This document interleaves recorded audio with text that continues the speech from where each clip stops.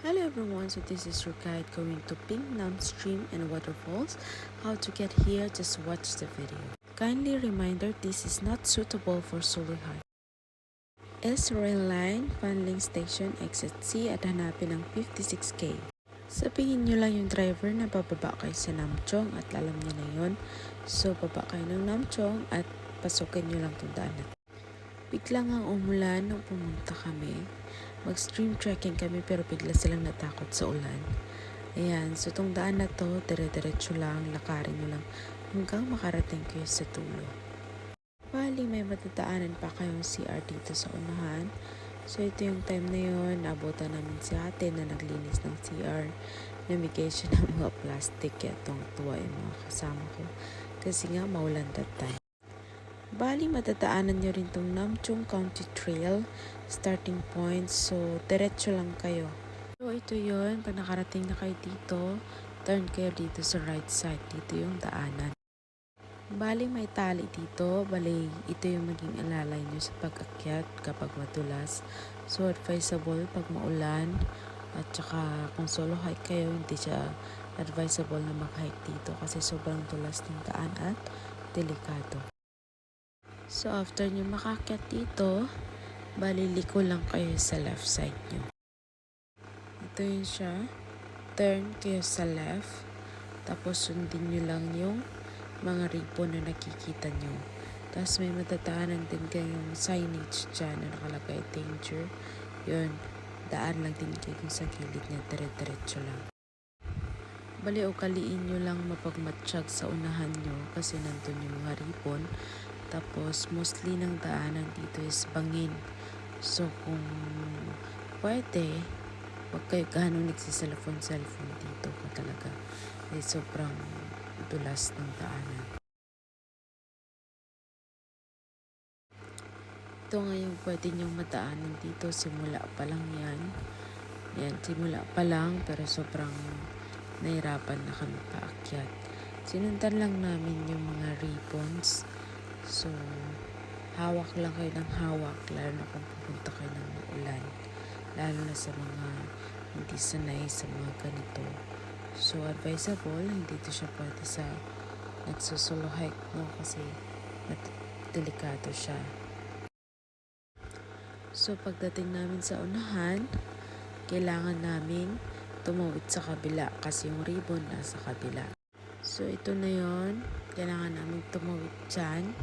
Kailangan namin umakyat dyan para makaakyat sa waterfalls ng Pinang Stream. So, ayun na. Nakatawid na yung mga kasama ko. So, ready na silang umakyat for the next challenge. Yung mapapasabi ka na lang talaga na, oh, there's more. May paakyat pa at sobrang challenging.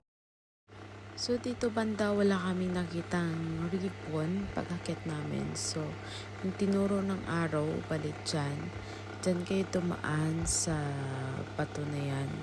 So, diretsuhin nyo lang, tapos bumaba kayo dyan sa gilid. Nandyan yung ribbon, tapos tawid na naman ulit sa unahan. Ito yun. Ganito yung eksena namin dyan. So, dyan kami bumaba, tapos yung kinatayuan ni Kuya Louie dyan is bangin na rin. So, ingat kayo. Yan. Yun, binaybay lang namin yung gilid. Tapos yung nilagay kong araw dyan. Dyan kayo banda tatawid.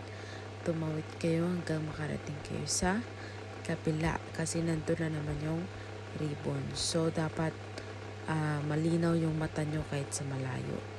Yan, nandyan yung ribbon. So, dyan na naman kami ulit pumaybay. Yan, continue lang. Yan. Lalakad lang na may kasamang pag-iingat.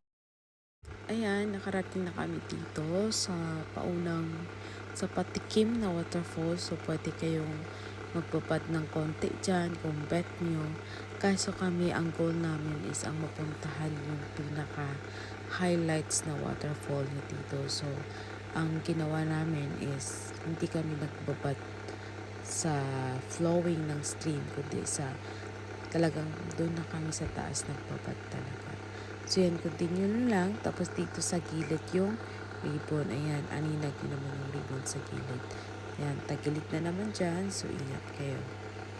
Matutuwa talaga kayo along the trail. Yan, pwede rin kayo bumaba dito, tapos magpicture. So, ingat lang dahil may waterfalls din sa baba. So, ayan, narating na namin yung highlights ng Pingnom Stream. So, ayan, dito kami nagstay ng matagal. Dito kami nag-aura, dito kami nag-picture.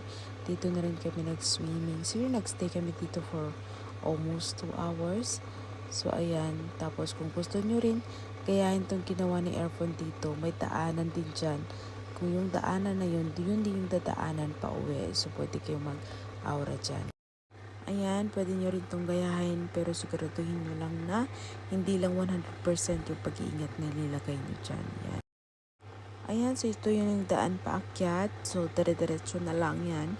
Isa lang yung trail dyan, wala nang iba. Sundin nyo lang yung may ribbon. Pero sobrang bangin ng daan, so triple dapat yung pag-iingat nyo. Hanggang sa makarating kayo dito, ito na yon. Diyan na kayo lalabas, tapos turn right. Ito yon, dito kami nagpahabol ng Tampisaw pa. So, ito yung daanan ng Namchung Trail papuntang Patsinling. So, dito, turn right kayo dito sa right kayo liliko. Tapos, lalabas kayo ng Namchung Country Trail. So, dito kayo lalabas. Ayan, tapos balik lang rin kayo kung saan kayo bumaba ng minivan. So, ayun lang. Maraming salamat sa nanood. Yan, ingat!